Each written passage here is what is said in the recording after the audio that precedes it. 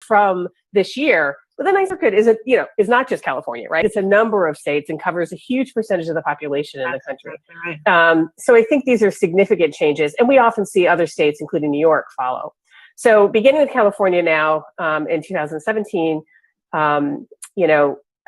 employers are now required to provide pay information to job applicants. So this is another thing, and I've actually pushed for this in places that I've worked. If you don't provide, well, this is the research has shown this, when there is no pay range provided, this is, and I confess that I undervalue myself, right? And this has been shown, like based on race and ethnicity and gender, that we undervalue ourselves, right? And we don't know. And that men have no qualms for the reasons you've talked about, the cultural and the gender stereotypes and all the rest of it, asking for more money. And, I think in a false way, employers think they retain more flexibility and more power if they don't publish a pay range. And I actually don't think that's true.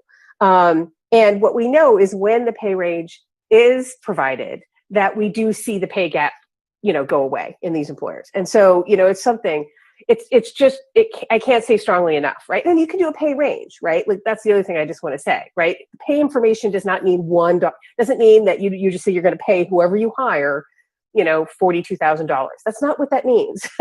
Right? It means that you just outline the range and maybe some detail upon what you base your determination on in terms of where in the range, things like that.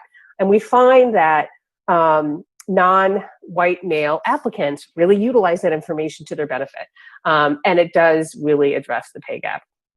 And then the last thing is that states in their state legislation are moving away from what we started talking about at the beginning of this conversation, right? Which is this really narrow definition of equal pay for equal work, and moving toward, in their legislation, the model of comparable worth.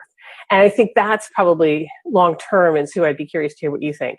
I think long-term, this is what's going to lead to the significant change, because it is going to allow us to tackle that underlying issue of how we value work and how we value occupations, right? And so you can dig into that, caregiver versus construction worker conversation.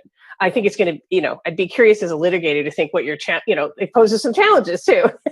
So I'd love to hear you explore that a little bit, because I think it offers some opportunity, but I think it also poses some challenges. Yeah. Well, I agree 1,000%. And I think, it's going to start within, large corporations, right? So a large corporation has a janitor and a lady who works in the cafeteria. Mm-hmm. And, these sorts of jobs where you can compare and contrast the value of those jobs to the business enterprise itself, and you can begin to compare value, required skill sets, et cetera, between apples and oranges.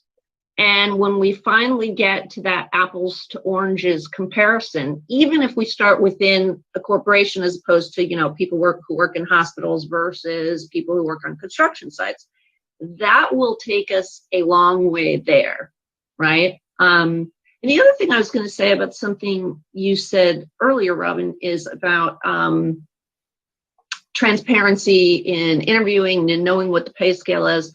I've done some cases against universities for university professors, and everybody knows colleges and universities guard what they're paying their people like it's the crown jewels. You would think it would be. Some state schools are mandated to disclose that, but private institutions guard it like it is the crown jewels. And I have uncovered outrageous situations where, for example, a senior female tenured professor is paid less than a non-tenured track contract professor who's male, things of that sort. So, once you get into required transparency, you start to undermine the ability for the universities to do that. And I think a lot of that can happen.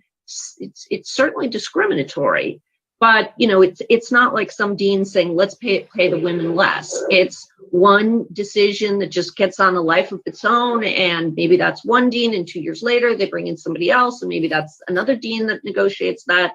And maybe there are different negotiating styles involved, but all of a sudden, then you have a faculty where when you look at the pay differentials, it makes absolutely no sense, right? Except that there's a huge gender disparity.